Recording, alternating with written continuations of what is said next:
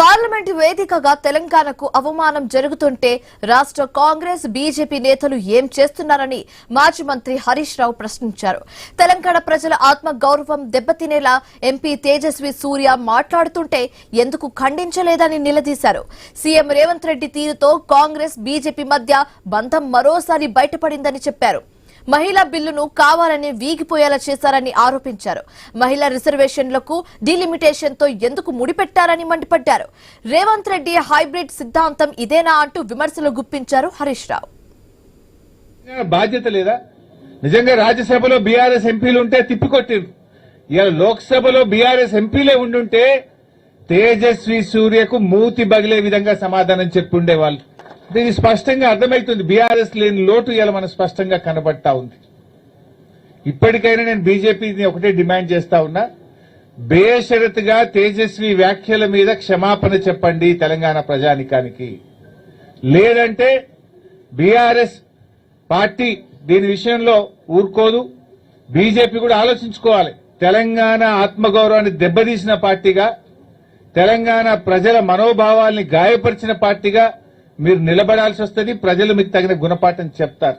ఇవాళ రేవంత్ రెడ్డి గారు కేంద్ర మంత్రి శ్రీనివాస్ వర్మ ఇంటికి టిఫిన్ కి పోయింది, బ్రేక్ఫాస్ట్.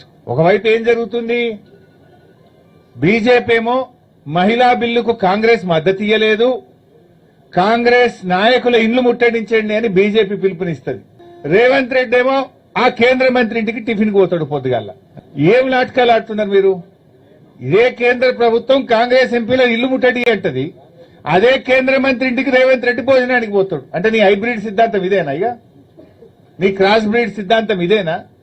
నాకైతే ఆ రాహుల్ గాంధీకి సోనియా గాంధీ గారికి అర్థమవుతుందో లేదో నాకు అర్థమైతలేదు. ఈ క్రాస్ బ్రీడ్ సిద్ధాంతంతో ఈ రేవంత్ రెడ్డి చేసే ఈ హైబ్రిడ్ పనులతో కాంగ్రెస్ పార్టీ బతికి బట్టగట్టదా? కాంగ్రెస్ సిద్ధాంతం నిలుస్తుందా? మహిళా రిజర్వేషన్ తెచ్చే విషయంలో బీజేపీకి చిత్తశుద్ది ఉండుంటే డీలిమిటేషన్ ప్రక్రియకు మహిళా బిల్లుకు ముడిపెట్టకూడదు.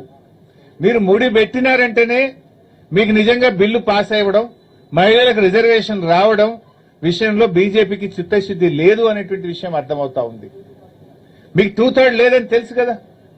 ఇలా కాంగ్రెస్ పార్టీ కూడా దాగుడు మూతలాడుతూ ఇవాళ మహిళల విషయంలో రెండు పార్టీలు దొందే. కాంగ్రెస్ బీజేపీలు ఇద్దరు కలిసి ఈ దేశ మహిళలకు ఇవాళ తీరని అన్యాయం చేసిండ్రు. మళ్లీ రాష్ట్రంలో ఒకటి మాత్రం క్లారిటీ వచ్చింది, రేవంత్ రెడ్డి పోవాలి, కేసీఆర్ రావాలి. ఇదే ఈ రాష్ట్రంలో ఏ నోట వినబడుతున్న నినాదం. అది ఖాయమైపోయింది. డేట్ ఎప్పుడు, టైం ఎప్పుడు, ఎన్నిక ఎప్పుడు అనేది మాత్రమే తేలాల్సింది తప్ప రేవంత్ రెడ్డి పోవాలి, కేసీఆర్ రావాలనేది ఇవాళ రాష్ట్రంలో 4 కోట్ల ప్రజల నోట మాట కూడా ఇదే ఉంది. ఈ మాట నిజమైతుంది. దానికి సంకేతమే ఈ రోజు జీవన్ రెడ్డి గారి చేరిక.